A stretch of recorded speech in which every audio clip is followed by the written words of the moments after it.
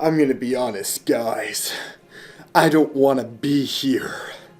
I've been bound by the old laws, compelled by a force far beyond myself to do something beyond my will. That's right, someone in my audience, I won't point names, but I'm going to post his comments, has figured out that I operate by Beetlejuice rules. He asked me 3 times in the comments to do something, and now I'm compelled by the ancient bonds that bind my existence to the linear plane. So, because this guy asked me to make a movie about a prison break set in the DC universe, I have to do it. There's literally nothing I can do about it. If I tried to, stop, my existence will literally cease to exist. I will be purged into the endless nothingness of void and death, damned to an eternal suffering of non-existence.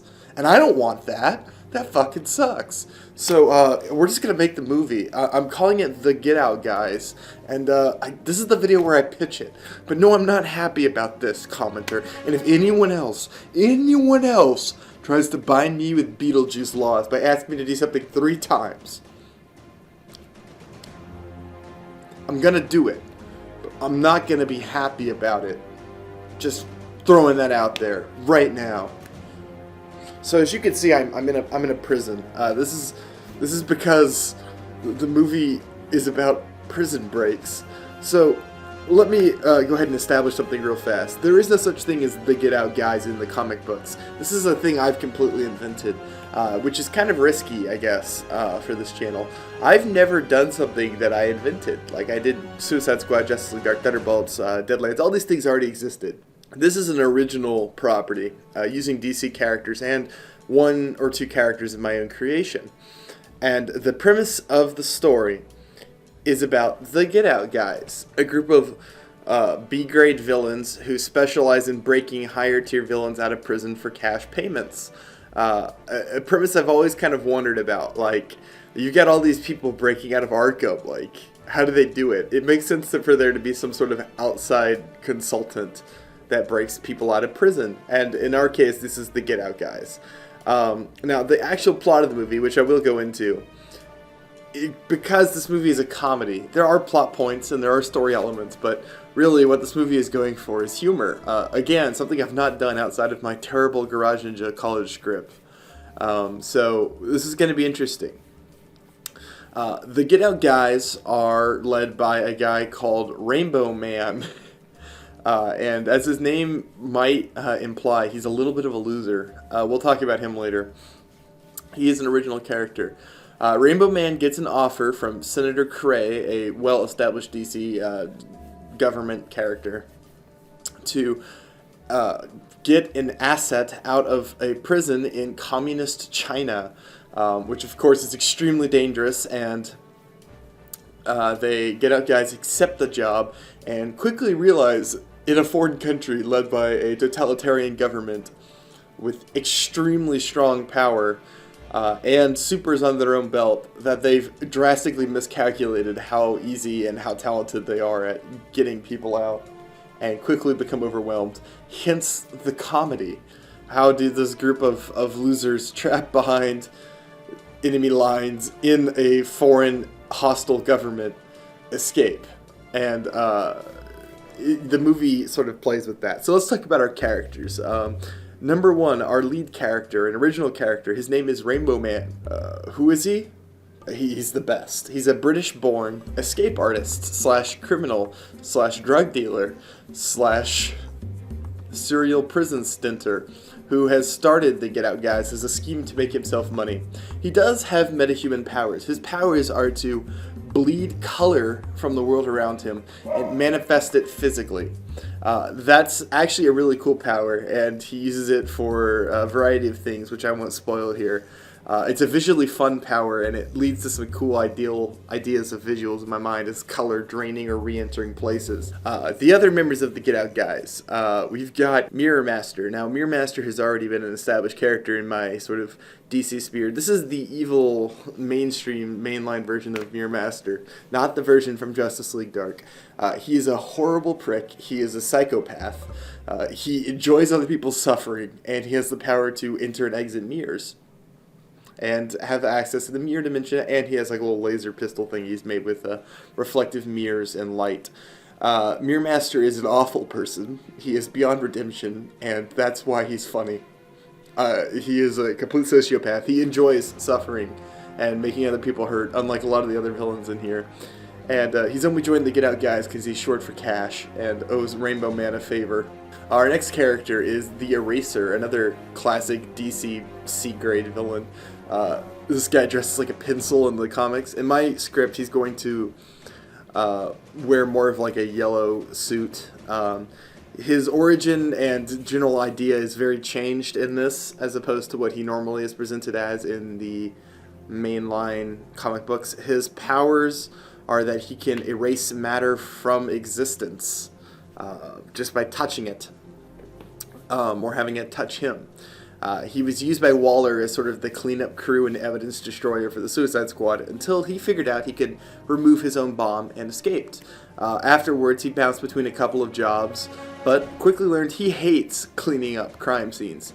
He hates it with all of his heart, and he's miserable, lonely, but also very soft-spoken and unassertive. He doesn't really stand up for himself. So he quickly gets railroaded by Rainbow Man into joining the Get Out guys, where he hides evidence and removes evidence that the Get Out guys have ever been in a place, something which he hates, but is too chicken to say anything about it. Eraser is kind of a really fun character. He's actually kind of the heart and soul of the film. I really like him in this iteration of him. I think this sort of character is the only sort of character I could ever imagine at any point in his life having dressed up like a pencil. Really, the whole point of the character was just to justify what kind of a man would make that outfit and then wear it. And it's this guy. Oh, we'll put it that way.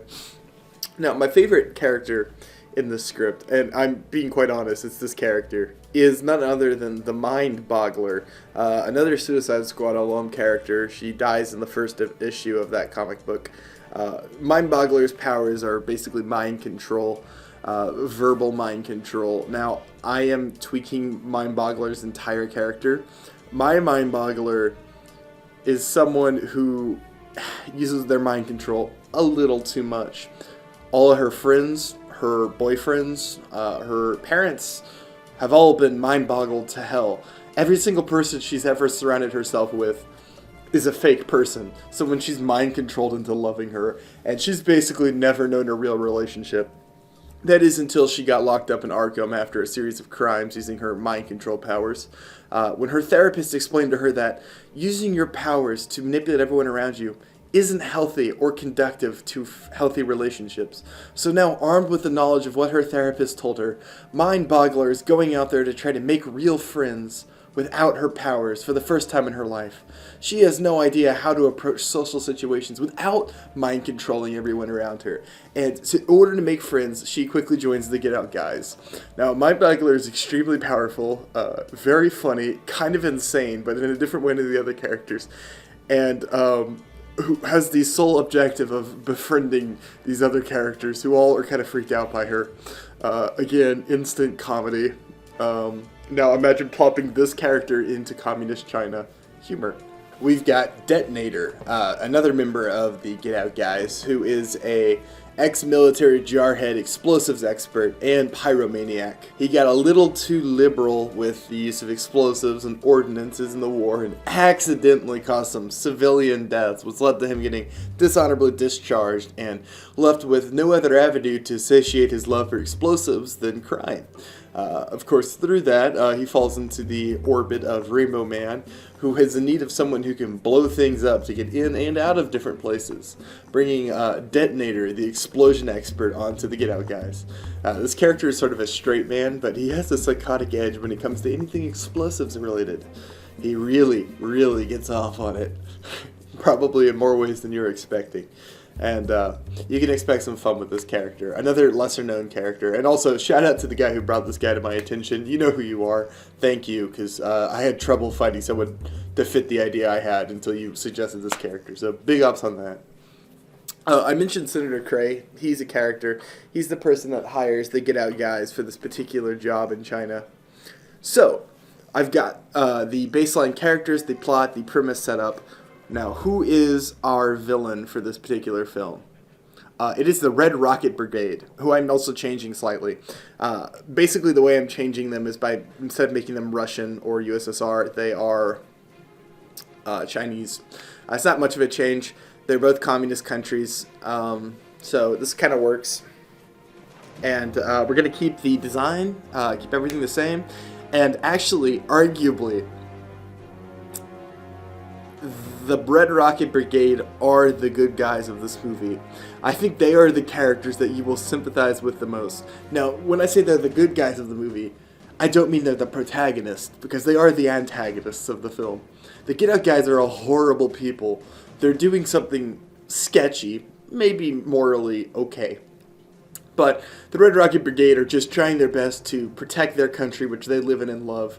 They are trying their best to help their Chinese leaders so that they can be well respected, because their branch used to be well researched and well funded by the Chinese government, but in years their sort of tech and idea of the Red Rocket Brigade has fallen out of style. Now they need a big win, and when a high value asset is stolen from a Chinese prison, the Red Rocket Brigade have just the opportunity they need to prove to their government why they're still useful and to do their part for their country.